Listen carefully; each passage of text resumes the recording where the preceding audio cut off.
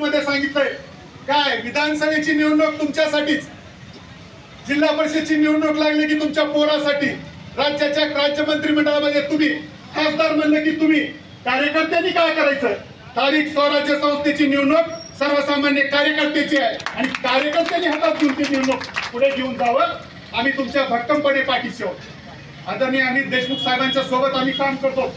तुम्हाला जिथं जिथं आज मराठवाड्यामध्ये ते नेतृत्व करतायत, महाराष्ट्रामध्ये नेतृत्व करतायत, त्या मंचावरून मी तुम्हाला सांगू इच्छितो, सर्वसामान्य माणसं कार्यकर्ते इथं उपस्थित आहेत। एक दिवस तो सुवर्ण काळ येणार आहे, आपण उगवत्या सूर्याकडे दररोज नेहमी पाहतो, तुमच्या माझ्यासाठी तो सगळ्यांना सारखा आहे, पण एक लक्षात ठेवा, सायंकाळ झाली की ते सूर्य मावळतो आणि दुसऱ्या दिवशी नव्यानं दुसऱ्या सूर्योदयाची पहाट होत असते।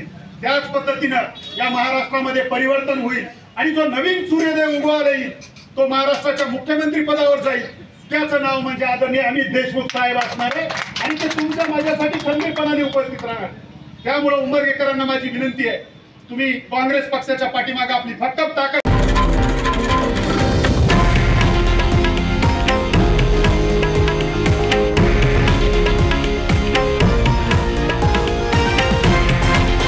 हे आहे देशातील नंबर 1 न्यूज नेटवर्क आणि आपण पाहत आहात TV9 मराठी, एकमेव।